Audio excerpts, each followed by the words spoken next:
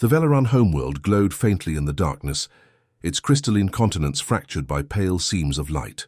Orbiting above it, the research vessel Solace 1 hummed with quiet urgency. Dr. Leona Park stood before the observation window, her hands pressed to the glass, eyes locked on the planet below. "Their pulse," she whispered. "It's fading." In the holographic chamber behind her, a dozen translucent heart models rotated in mid-air, not human, not organic. Each pulsed with faint resonance, oscillating unevenly like the last beats of a dying song. "Their vascular network isn't made of tissue," Dr. Elias Voren said. "It's geometry. Living crystal. Crystals don't die," Leona replied softly. "But these ones are grieving." The first transmission from the Velarans had been unlike anything humanity had ever received. No words, no demands, only sound. A chorus of millions singing in discord, each tone slightly out of phase with the others. "It's a civilization's heartbeat gone arrhythmic," said Leon Solari, who specialized in emotional translation. "They're calling for harmony." When the delegation arrived aboard Solace 1, the crew fell silent. The Velarans shimmered like walking prisms, their translucent bodies refracting light into color with every movement. But their once unified glow was broken. Some pulsed red, others dim violet. Their leader, Arutel, approached with slow grace. "We are unraveling," they said. "Our hearts no longer sing together." Dr. Park bowed her head. "Then we'll find your song." For weeks, the team studied the Velaran physiology. Their circulatory system was both organic and photonic, plasma flowing through crystalline veins, carrying not just nutrients, but emotionally charged frequencies. When their harmony fractured, the very physics of their biology disintegrated. "Their hearts aren't just pumps," Ilias said. "They're instruments of empathy." Park's scans confirmed it. The Velaran heart emitted a resonance field that bound every member of their species into shared emotional coherence. It was biology as unity, a literal embodiment of compassion. But now that harmony had decayed. "They're dying of disconnection," Leona said. "The same thing humans fear most." Arutel's pulse flickered weakly, their crystalline chest dimming with each word. "We cannot remember our togetherness. We fragment. The humans work tirelessly to decode the biofrequency data. We can stabilize their physical structures," Elias said, "but unless we re-establish their emotional resonance, they'll collapse again." Leon stepped forward, hesitant. "Then maybe we need to connect on their wavelength. Emotionally, not mechanically." Park looked up sharply. "You mean empathy as treatment?" "Not metaphorically," Leon said. "Literally." They began constructing the resonance bridge, an experimental device capable of aligning human neural waves with Velaran biofrequencies. "It's dangerous," Elias warned. "We're talking about cross-species emotional entanglement," Park replied. "Then I'll go first." The first test linked Leona's mind to a stabilized Velaran core sample. Within seconds, she gasped. Her chest tightened, not from pain, but from feeling. Grief, loss, longing. Emotions so raw they felt like pressure waves through her veins. The Velaran pulse wasn't just data. It was emotion made physical. She tore the neural link free, collapsing to her knees. "I felt them," she whispered. "Every heartbeat is a memory of love they can't access anymore." Elias crouched beside her. "Leona, if the resonance overloads—" "It won't," she said, "because love isn't noise. It's order." The team refined the device, tuning it to mimic the quantum pulse of compassion, a waveform present in human cardiological signals during acts of empathy. "We're going to teach their hearts to remember kindness," Leona said. The second trial used live synchronization. Arutel volunteered.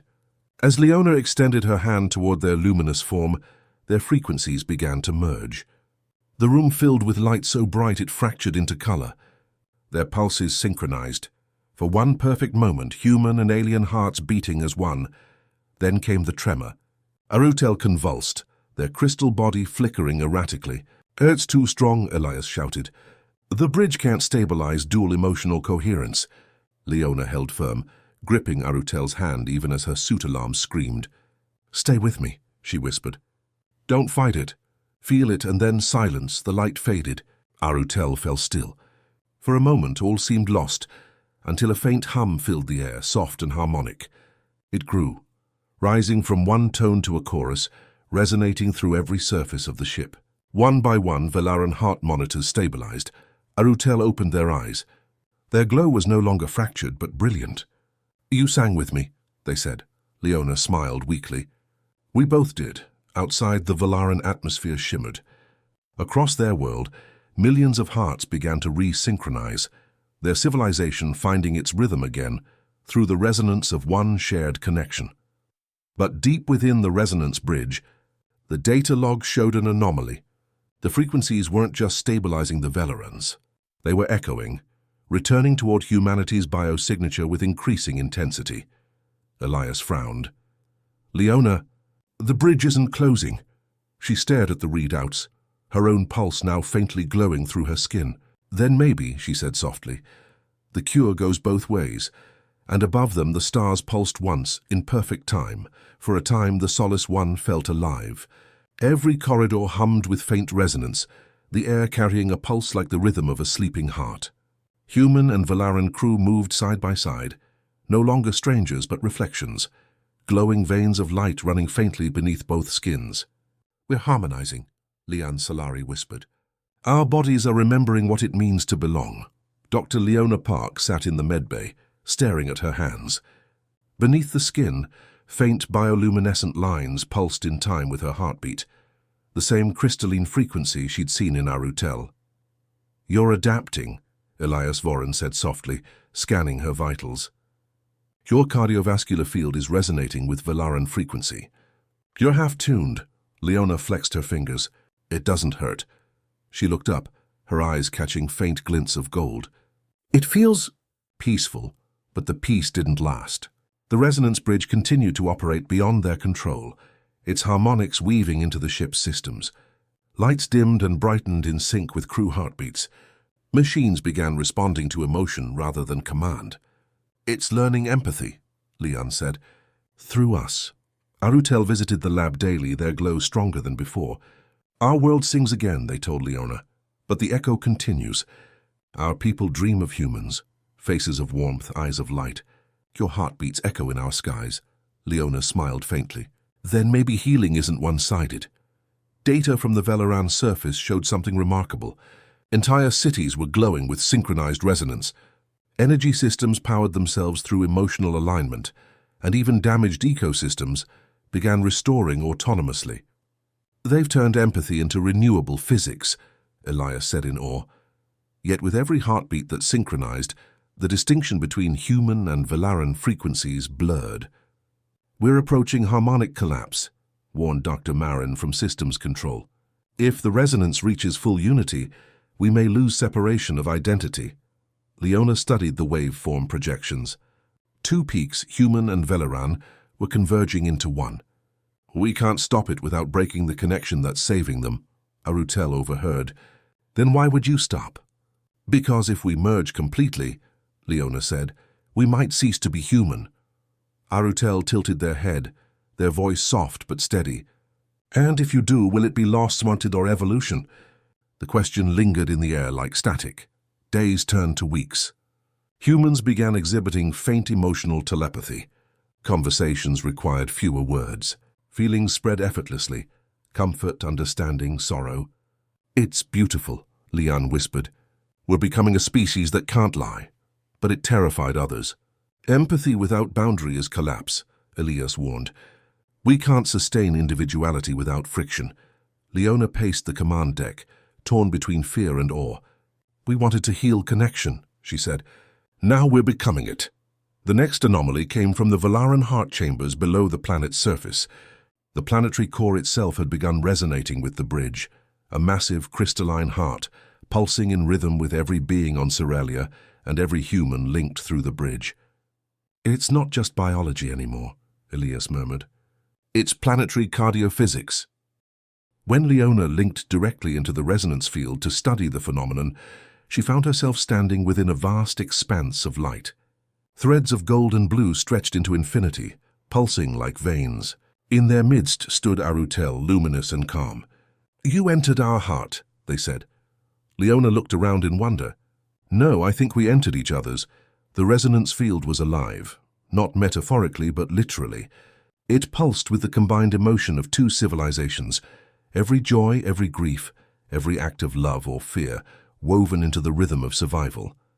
"This is empathy as structure," Leona whispered. "The universe remembering how to care," Arutel's voice echoed around her. "You see now why we called you. You healed us by becoming part of our pulse." Back in the real world, her vitals spiked. "She's not coming back," Elias shouted. "She's merging." Leona's consciousness balanced on the edge of collapse, two species memories surging through her mind at once. She saw humanity through Veleran eyes, fragile, radiant, endlessly yearning. And she saw Velerans through human hearts, strange, brilliant, impossibly beautiful. In that convergence, she realized the truth. They weren't becoming one species. They were learning how to feel together without losing the self. She whispered through the link, her voice both human and harmonic. "We're not merging. We're synchronizing." The resonance field stabilized. Across the ship, vitals normalized. The glow beneath Leona's skin softened, no longer consuming but complementing. Harutel appeared beside her, their forms shimmering in balance. "We found the equilibrium," they said, between hands and hearts. When Leona awoke in the medbay, Elias was waiting. "You did it," he said. The bridge stabilized up permanently. "The feedback loop's self-regulating now. How's the planet?" she asked. He smiled. "Alive and listening." Outside the window, Cirelia's skies rippled with gentle light, the colors of two heartbeats forever intertwined, one of crystal, one of flesh. Humanity had crossed the line between healer and participant, between savior and student, and in that fragile balance, the first interspecies heartbeat echoed through the stars. The heartbeat of Cirelia no longer belonged to one species. Orbiting above the luminous world, Solace One drifted in the golden haze of its patient's recovery. Dr. Leona Park stood on the bridge, watching the planet pulse below, oceans rippling like veins of light, cities beating in rhythm with clouds. "We did it," Elias Vorin said quietly. Two civilizations, one pulse, but victory had changed the rules. Across the ship, strange harmonics began to resonate through the systems, a faint living rhythm that spread beyond any single origin. "The bridge is still active," Lian Solari said. "It's adapting on its own. I think it's learning what it means to listen." The Velerans sensed it first. Their bodies flickered in new colors never before seen, hues of emotion without translation. "We hear thoughts not ours," said Arutel. "Voices from far stars, gentle and curious." Leona frowned. "Voices? The heartbeat is echoing," Lian said. "It's traveling faster than light, through subspace, maybe even quantum entanglement. It's connecting life across worlds." In the days that followed, reports flooded in. Human research stations on the Martian colonies, ocean cities on Europa, even orbital outposts beyond Jupiter began recording faint rhythmic fluctuations in neural networks, synchronized with the Cirelian resonance field. "Every human within range is feeling it," Elias said. "Dreams, emotions, even circadian rhythms are aligning. At first the phenomenon felt benign. People slept better. Aggression dropped across colonies. Medical wards reported spontaneous cardiovascular stability. But soon something stranger began. Shared memory flashes between those who had never met. "We're transmitting empathy," Lian said wide-eyed. "Across distance," Arutel stood beside Leona, glowing faintly. "This is what our ancestors called the second pulse, the moment when emotion becomes the language of physics." Leona felt a tremor in her chest. "We didn't just heal hearts," she said.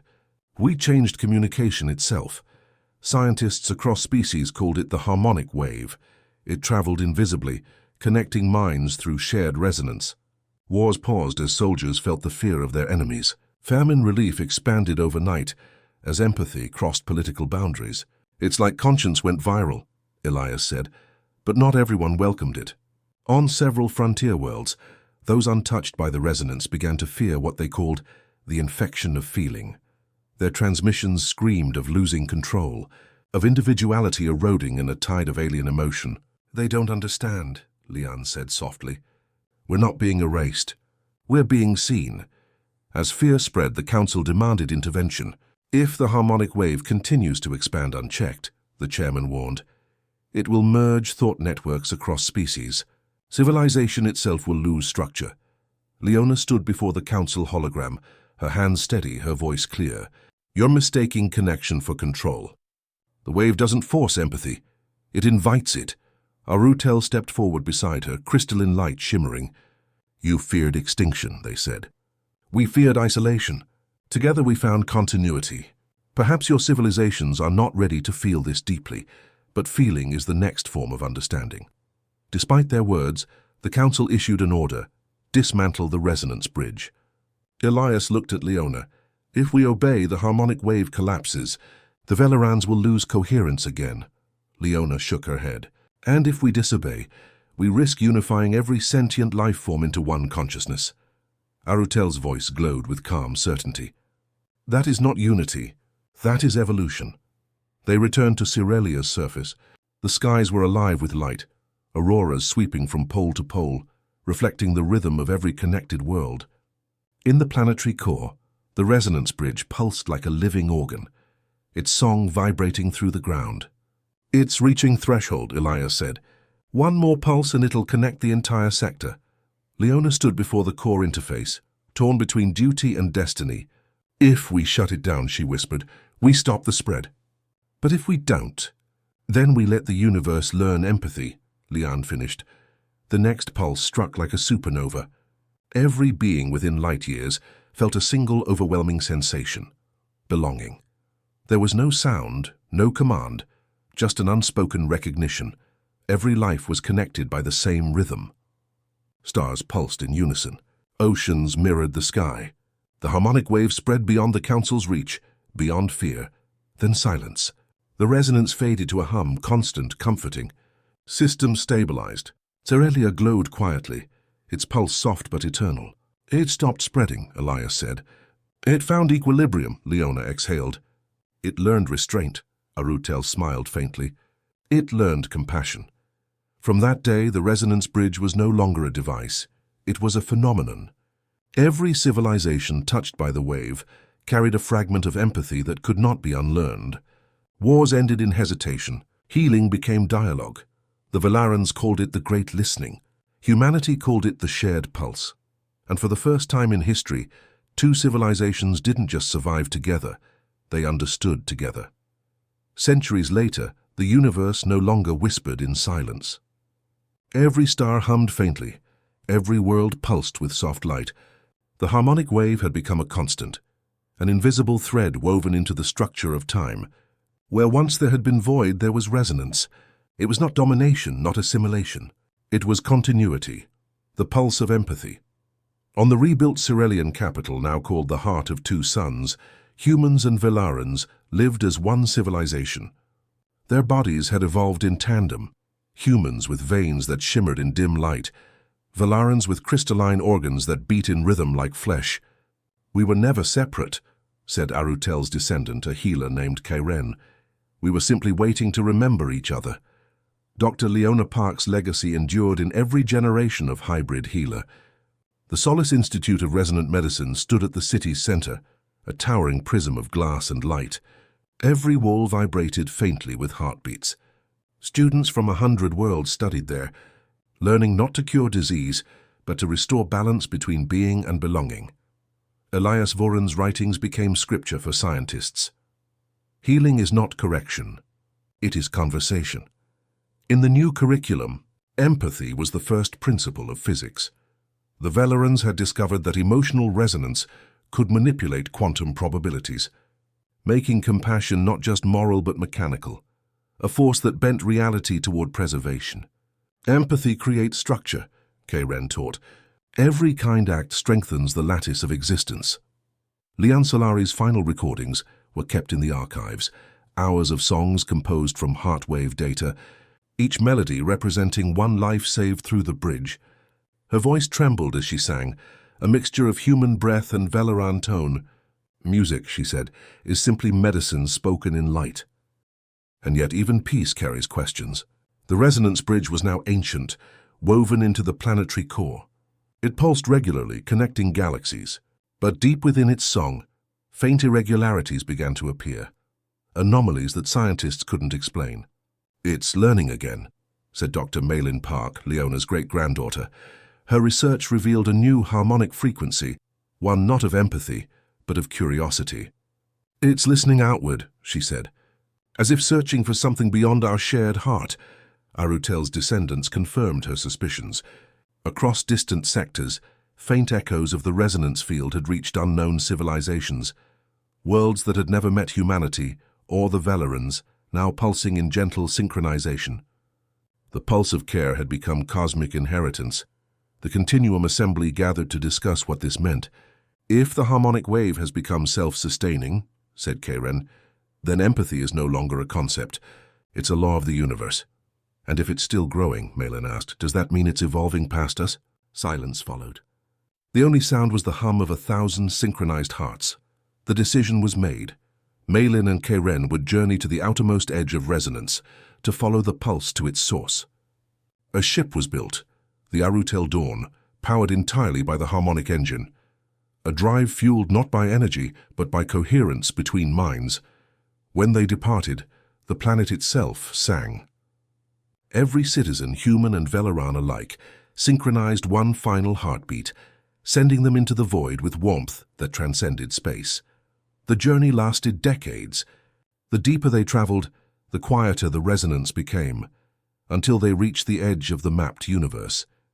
There, in a place where even light seemed hesitant, they found it, a faint, shimmering sphere of energy, pulsing with every frequency of life ever recorded. Malin approached slowly. "It's the seed," she whispered. The first resonance, where empathy began. Karen reached out, their crystalline hand glowing softly. "It remembers us." When their hands touched the sphere, light enveloped them both. Time fractured. They saw everything. The first Veleran heartbeat, the first human act of compassion, the first shared pulse between Dr. Park and Arutel centuries before. They felt the birth of empathy as energy, the moment the universe decided it would rather care than collapse. "You made us," said a voice woven from every tone of existence. "And we made you." The bridge was never a creation. It was remembrance. Malin's tears floated in the weightless glow. "Then what are you now?"